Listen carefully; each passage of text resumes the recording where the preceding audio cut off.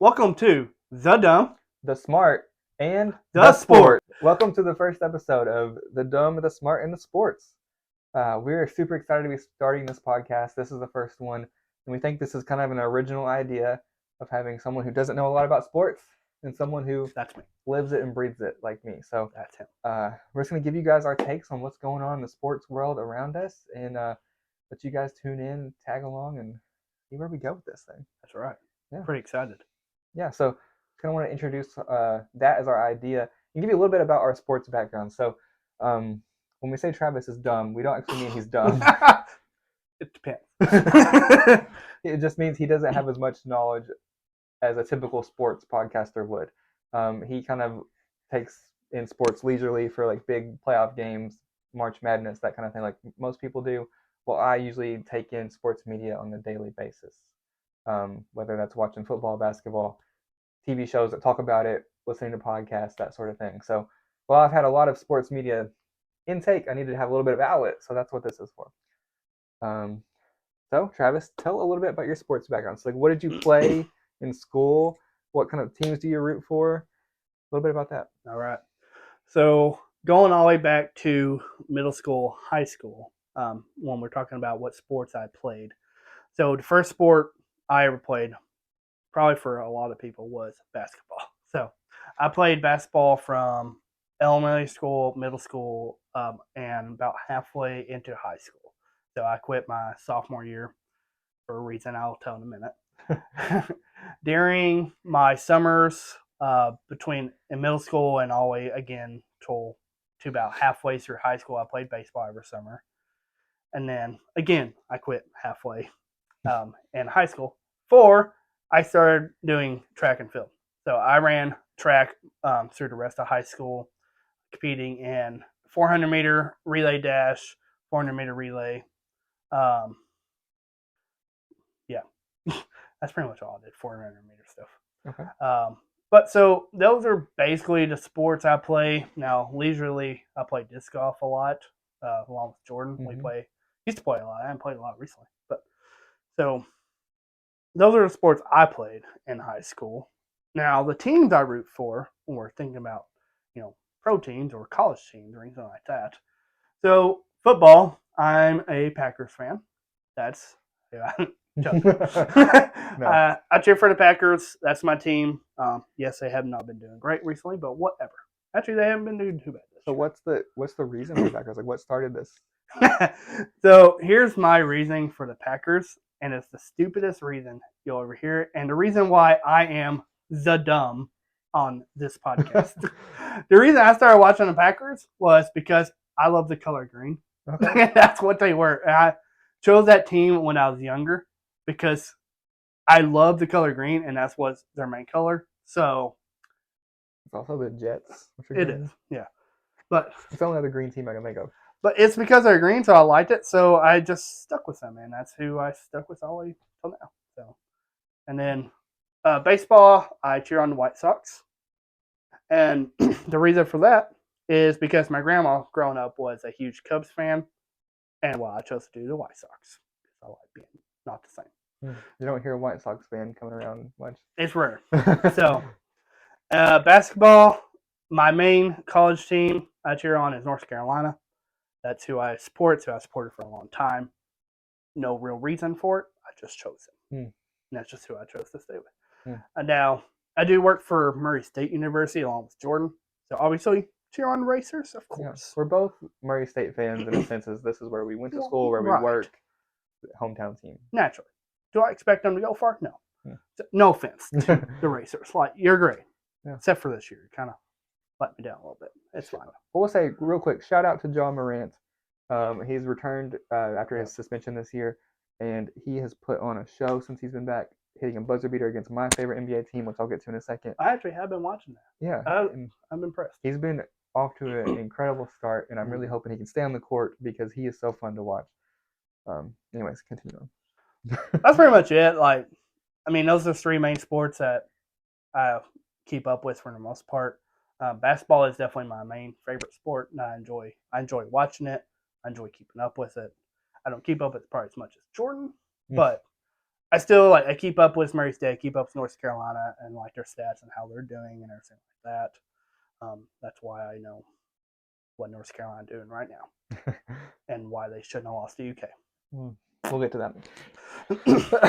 So, myself, I'm also a huge basketball and football fan. Those are my two sports that I keep up with the most. That's probably what most of this podcast is going to be about. We'll hit in on other sports as the prime times of the year come around for those.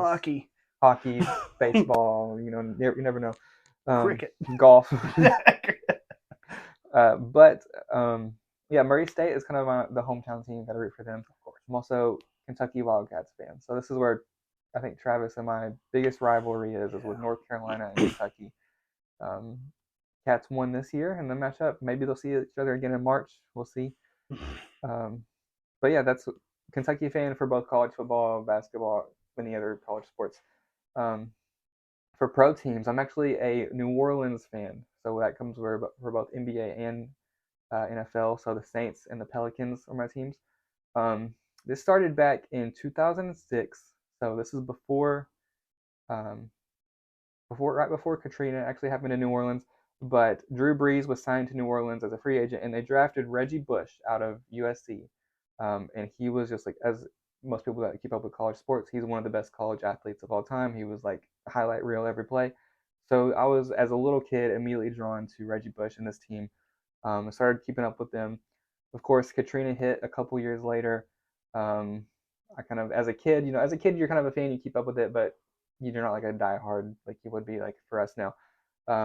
But and then 2009, the Saints won the Super Bowl. This was the year after, or 2 years after Katrina, so it was like a really great story about the city kind of coming together.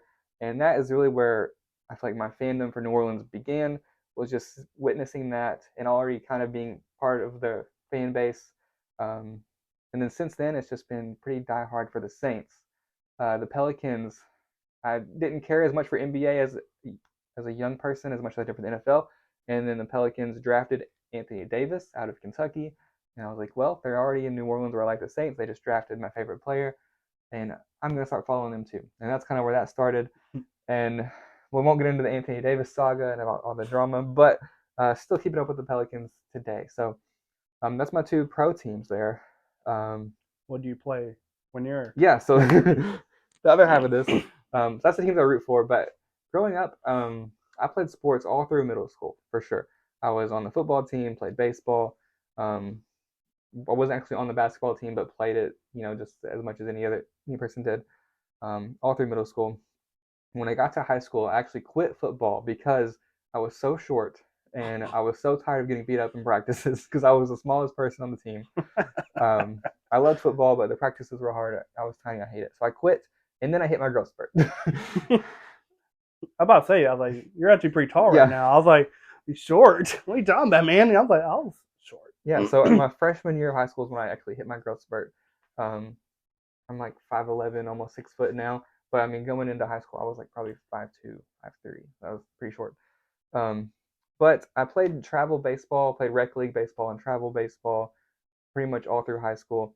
And then I was the manager for the basketball team because a couple of my friends ended up playing on the basketball team. So I was like, there's not enough room for me on the team, but I'll be a manager, get to get free gear, go to the games, carry basketballs and water bottles around. So surprisingly, it sounds like I actually played more sports than you did. You were probably more involved playing sports, like in a sense. Well, I was just like, I would never. I was just there for it. Yeah. Okay. Yeah. So I would never expected that. Okay. Yeah. I learned something new today. And then today I played disc golf. We haven't played in a while. When do you go? My golf clubs are sitting right there across the room.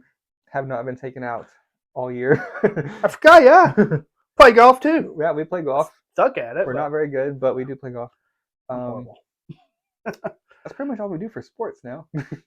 We're old now. We can't play the younger sports. But that's kind of our background, and we've bored you enough with this stuff. We're going to kind of jump into the topics at hand. The meat of the podcast. Yeah. So we won't ever do this again. We're done with our background. You'll never hear about us ever again. So the sport I play the most is fantasy football. I don't know about you guys. It is probably this week is your fantasy football playoffs or championship game if you're keeping up, if you're in a fantasy league. I have good news and bad news. I'm in 2 leagues. one of the leagues I'm the commissioner of, I did not make the playoffs. My team sucked this year. My other league, this is my cousin and his friend, they do this league, and they just invited me this year for the first time. And I'm actually in the championship game this week. So that's super exciting. I've never actually won a fantasy football championship. I have been playing for many years. I have a spreadsheet that keeps up with like all the past records and everything of my teams. For my league, I have the best overall record win percentage, but I've never won a championship, which is pretty sad. But I have a chance in another league to win the championship this year, and I'm hoping so because I also get a cash prize with that win. We'll see. For all you people out there, when it comes to fantasy football, your homeboy here don't know nothing. I don't know really much about fantasy football. Never done it really. I did some kind of fancy basketball thing, but I don't really remember much. All I know is I sucked at it. So, but yeah, fantasy football is fun. It takes up way too much of my time. Basically, the premise of it is you draft your team from players in the entire league, and then based on what those players' performance is that week, it goes to your team's score compared to the other teams that are in the league with you, and you have like a team record just like any other sports team would. So basically, for all the people whose hopes and dreams have died and burned, this is a chance for you to live your fantasies. Yeah. By picking the players and hoping they win. So, boom, fantasy football. That's right. And one key thing for me, I do not draft Saints players on my team. Because if they suck, I have something else to root for. That's fair. Yeah. So that's kind of that's where I'm at with that. This is the championship week, so good luck to all you guys out there in your championship games or playoff games, wherever you are. I know it varies. I hope your crushed dreams come true. Yeah. I'll be rooting for my win this week. But I think next year we got to get you in a fantasy league. Yeah. And I'll be honest, he's probably going to do better than anyone because fantasy football is 90% about luck. I'm not very lucky, though. Well, beginner's luck is a thing. That's true. You can do as much research as you want. You can do as much prep as you want, as much analytics as you want. But there's always that one, like, for example, the Cleveland Browns right now have Joe Flacco, who they went and called up off the couch, who's like 45 years old, and he's out there throwing for 300 yards and 3 touchdowns a game. Okay. And probably winning somebody's fantasy championship. No one can predict that. So with fantasy football, you never know what's going to happen. And I think you'll have fun playing it. So fill me in on the dumb. I'm dumb here. Now, can you like gamble on fantasy football? Like, can you bet money and stuff like that? Is that a gambling thing? Because, you know, gambling is becoming a big thing in the sports world nowadays. Yeah, so sports gambling is now legal in Kentucky. Yeah. I may or may not participate. No, but both the leagues I'm in, there was an entry fee. So for the league that I run, there's a $50 entry. So first place of that league, there's 12 members. First place of it gets a $500 prize. Second place gets $100. Okay. The other league I'm in was a $100 entry, and it's broken down like 600, 300, 100. So you do get a prize at the end if you win, and then there is a fee. But it's not like gambling like per game. It's just gambling for the whole season. I gotcha. But there are other types of fantasy sports you can do online. Like there's different apps you can download where you can be like, I bet $5 LeBron James is going to drop 30 or more points tonight. And you can bet $5, and if he does it, you win 12, you know. Mm-hmm. There's different things you can do like that. Okay. But that's not exactly a fantasy football league. I gotcha. That makes sense. Okay. So, thank you for educating the dumb. Yeah. So next year we'll get you set up for the football team. Be thinking of a team name. All right. Mine's Team Jordan. Wow, that's a real. The Traveteers. Traveteer. That's perfect. There you go. Boom. All right. So next little segment of this podcast, we're going to talk a little bit about college football. By the time this goes live, I think the first round of the college playoffs will already be done, but we do not have the results of that yet. So we're going to talk a little bit about what we think is going to happen, and you guys can check us on who's right. But first, I have to get your thoughts. If you have any idea about what's going on Florida State missing the college football playoffs. Well, Jordan, I don't know nothing about Florida State. Perfect. So it sounds like to me that Florida State probably sucked and just couldn't do it. That's where you're wrong. Hold up now. If they missed the playoffs, they must have sucked in some form or fashion. Okay. You've educate me. So I'll educate you and everyone else. The college football playoffs right now for this year there's 4 teams that make it. Teams that made it: Michigan was the number 1 seed, Washington the number 2 seed, Texas the number 3 seed, Alabama the number 4 seed. So only 4 teams can make it. Typically, if you go undefeated and you're also in a big conference, so like all these teams, aside from Washington, all these teams are. Florida State is also in a big conference. If you go undefeated and you win your conference championship, pretty much an automatic bid into the playoffs. Now let's see here. Michigan went undefeated, they won their championship. Washington also went undefeated, they won their championship. Texas and Alabama did not. Florida State, Alabama did not go undefeated, they won the SEC championship. Mm. So they had a loss earlier in the season. They lost to Texas, actually. But Florida State went undefeated and won their championship, which is the ACC, I believe. So what happened? So Texas and Alabama made it over them. So with Florida State, their quarterback, Jordan Travis.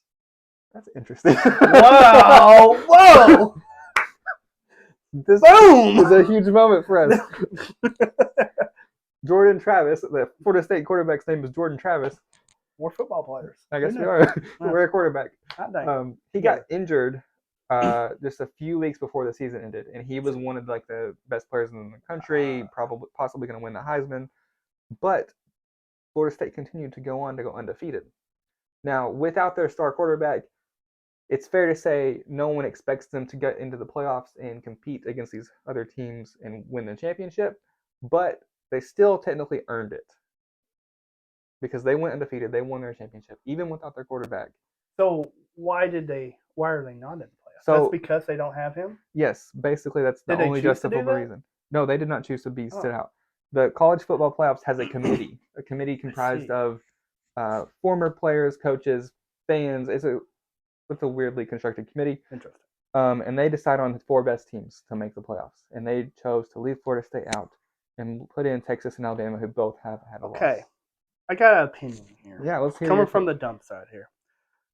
That makes no sense. Like, I'm sorry. Just because he may have been a top player, sure. But just because one player was missing doesn't mean they couldn't have gone on and pulled out some miraculous win. And wouldn't that have been more entertaining to sports fans? I would have liked to seen that personally. If they can win without their star player, that's a big achievement.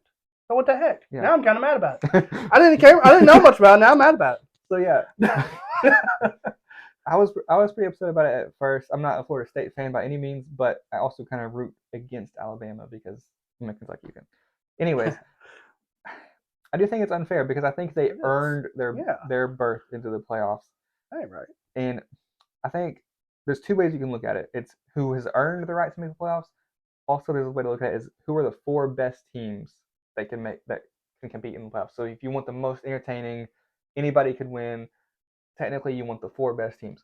And I would argue, if you make that point, Washington doesn't deserve to be in there because they're not in a powerhouse conference. They are pretty much, even as a number 2 seed, even though they went undefeated, they did not have the quality of opponents throughout the season. You need to put Georgia back in there, even though they lost the championship game to Alabama. Georgia, by the standards of who's the better teams, is better than Washington. So if you're leaving Florida State out, I think you got to leave Washington out and put Georgia in. So, like, let's take number 2 Washington right now. Pit them against Florida State without their top player. Do you think Florida State could have beat them? I think that would have been a good game. Yeah. I think that would have been a good game. So, for example, if you put Florida State in at 3 seed, which is kind of what they should have been, one of them 2 would have made the championship game and competed against either Alabama or Michigan. That would have been entertaining. We should be this committee, Jordan. We should be the committee? Yeah. College Football Committee, we challenge you to let us be the committee. Let this dumb sports guy right here choose who plays.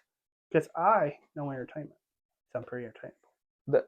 I guess the good news is, though, this is the last year we're going to have this problem because next year the college football playoffs are expanding to include more teams.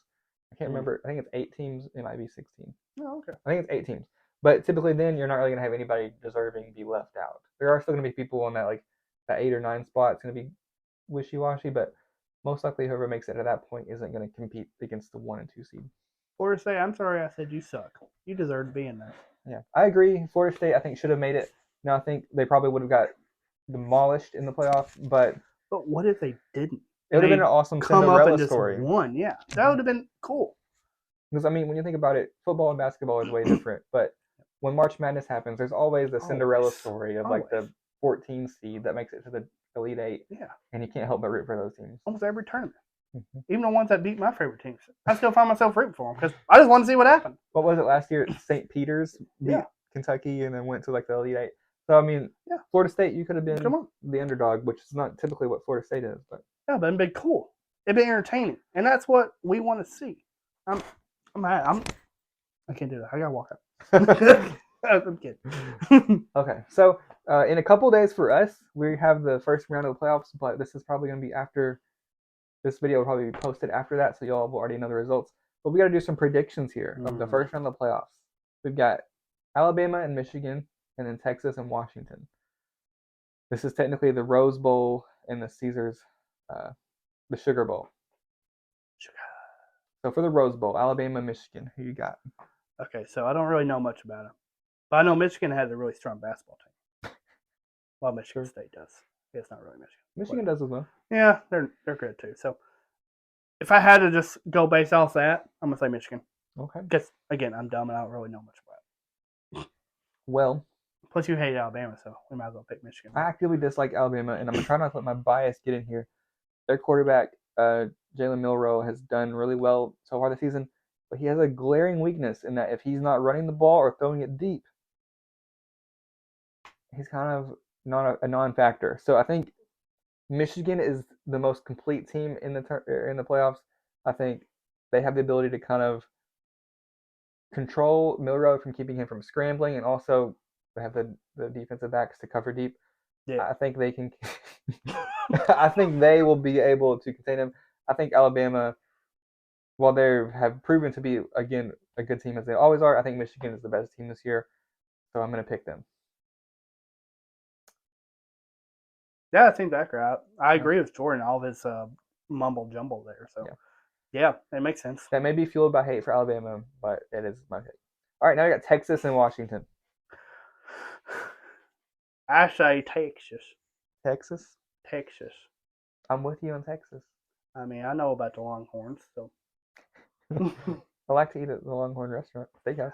Back when I was a kid, my mama bought me some Longhorns. They're towels, and they had the Longhorn symbol on them. I really had no idea what they were for a long time before I finally realized it stood for the Longhorns for Texas. I'm like, okay, cool. There you go. So because of that reason right there, I'm going to say Texas. Fair enough. I'm going with Texas as well. I just think Washington is overrated. Yeah, you in said Texas. That, so. Quinn Ewers, I think, is a very good quarterback. Going to be in the NFL next year. I'm going with Texas, and I think Texas-Michigan is going to be a really good matchup. I still think Michigan will win after that, but... And look, we're seeing this is going to be the All-State Sugar Bowl. Yes. So we're going to be in good hands. Yeah. Okay, so we're both having the same picks here. So Michigan, Texas is the championship game. Who are you going with in the championship? Look, so if we're gonna say Michigan's going up against Texas, I'm gonna go with the underdogs. Texas? I'm gonna say Texas. Okay, good. We have a different.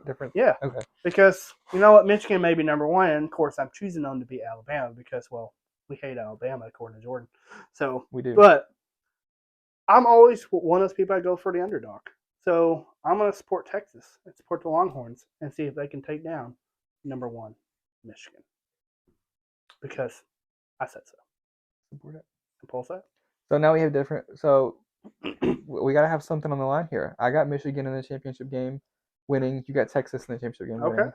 Whoever loses has to go on this podcast the next time we film and say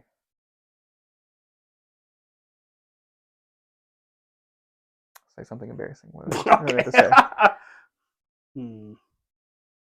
What should we say? Why don't you let us know? Yeah. Why don't you drop it in the comments here on YouTube and let us know what is the punishment for the person that loses this? Yeah. And we might both lose because neither of these teams could make it. Yeah, if Alabama or Washington somehow get in there and win, we're both in trouble. So let us know if our championship prediction is incorrect. You let us know. what our punishment is, and we will oblige to it. Oh yeah, absolutely. Maybe. I'm a big weenie and I'm not right. Well, I guess he's already admitting defeat. Look, man, I'm dumb. I don't know what's happening. I'm just saying something. Okay. Well, that I think is going to wrap up today's episode of the first episode of The Dumb, the Smart, and the Sports. Oh yeah. Yeah. So thank you guys again for tuning in. We got another episode coming up here shortly, and we're going to be talking about the NFL playoffs and a little bit about that. So stay tuned. Yeah. We hope you enjoyed this take of the dumb, The Smart, and the the Sport. sports. Oh, Yep. We're good enough. yeah, it's close. Yeah, it's close enough. Okay. We don't really have a closing planned, so Oh, wait. we'll Yeah, just we gotta take awkwardly close it out. No. We can't awkwardly close it out. Till next time, keep it dumb. smart.